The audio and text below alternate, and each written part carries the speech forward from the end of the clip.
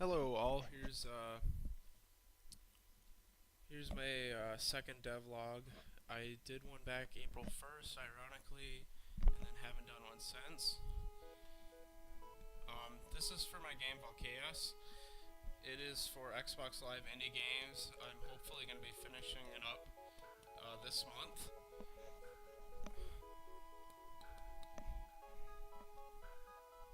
I'll let the intro play and just let you listen because I'm distracted mostly.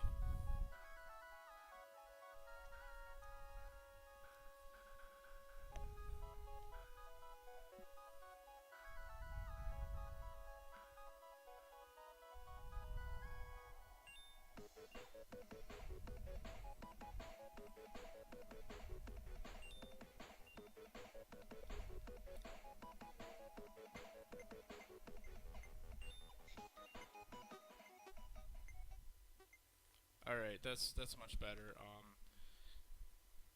I'm still trying to get the hang of this, and the music blares into my headset, so I could not understand myself what I was saying on that intro. So, anyways, this is my game Volchaos. It's coming for Xbox Live Indie Games. I'm hoping to finish it in October, although it has already taken a lot longer than I've expected.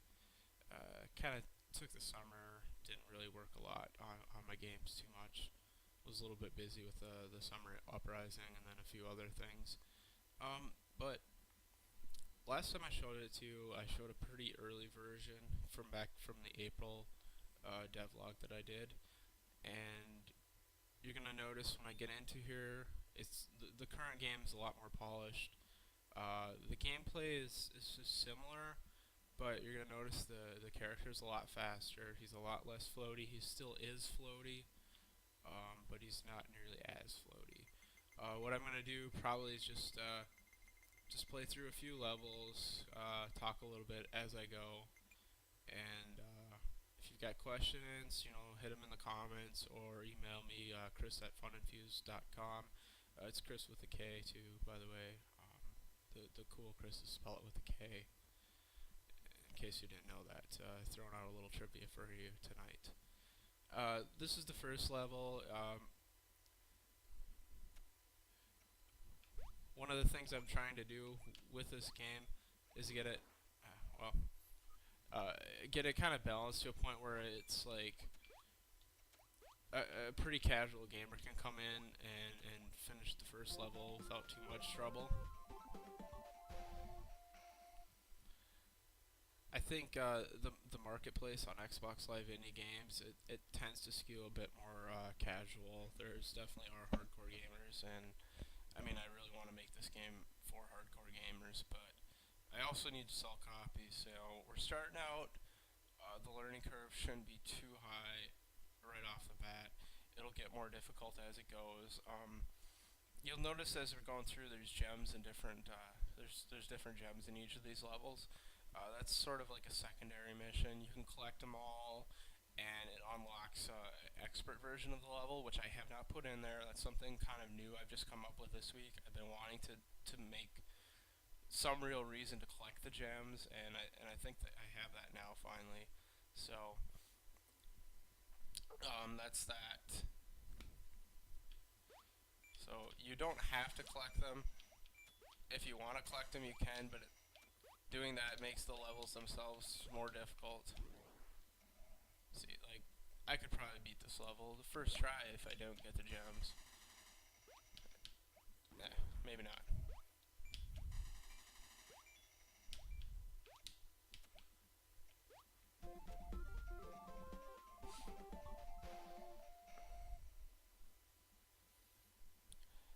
A couple of these levels are new levels that I sort of snuck in uh, after the fact.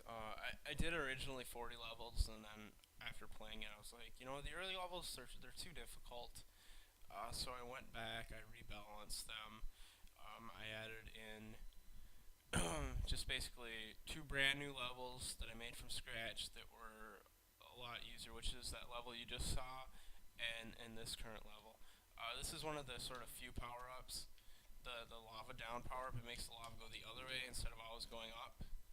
I think I may have to make the lava not as fast on this level, because you should be able to grab that and jump on those platforms without dying. Like a casual gamer should be able to do that, and the fact that I'm finding myself dying on it probably means that it's too difficult a task at this point. There's our first enemy, the little flame guy. He jumps, he's happy. There aren't too many enemies in this game.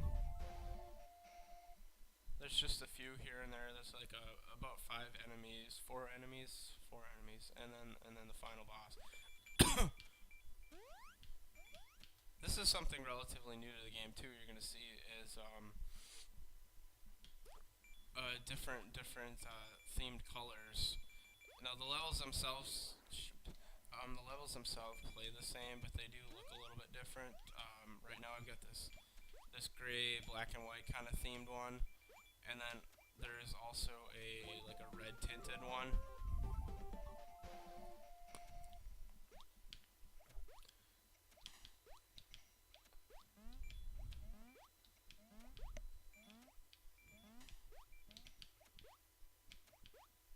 Yeah, and the different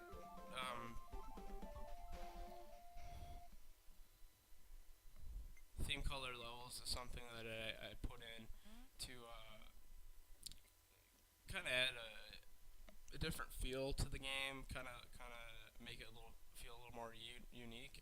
Most of these levels, they have different sort of platforming elements in them, but they didn't always look the same way, and it seemed like when people were playtesting, they sort of thought it was a little bit too monotonous. So now I've got sort of different levels, different feels, different looks, in addition to the different platforming ones. So I always felt like the levels played differently, but until sort of recently, they didn't look all that differently. But now they look far more differently. Yeah, that's a word. I'm gonna cut this short. I definitely have a lot. Actually, you know what? I'm gonna show you one more level, and then I'll cut out. Let's get to a later one. Let's show you thwomps. I saw those. Well, not really thwomps. They are my version of thwomps, because obviously Nintendo has those, and I can't call these thwomps, but they perform a similar function. I kind of like the little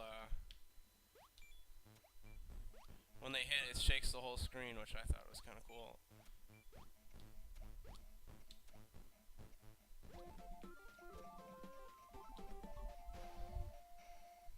It was a pretty easy effect to put in too. I just kind of adjust the camera, added random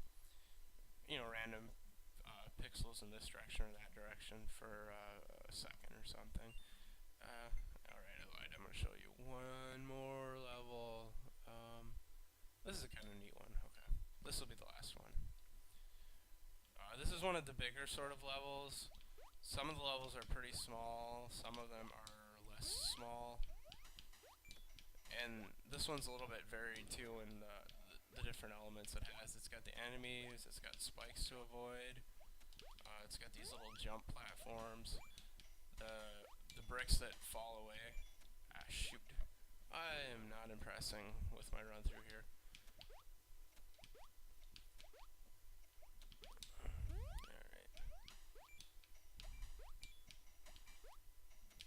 Alright, here I gotta make sure I don't destroy all those, because I get the key that opens those locked ones, and then I have to make it back there.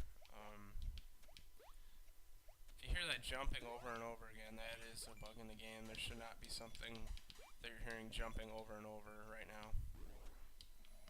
Maybe I'm not gonna get to show you the cool parts. Alright, here we go.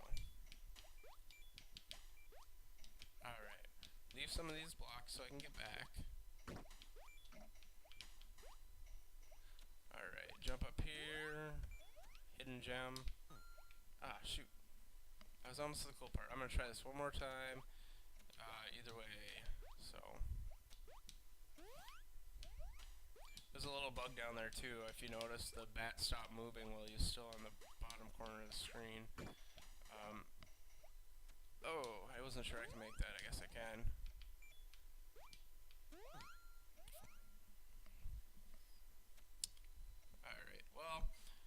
that's it for Volchaos.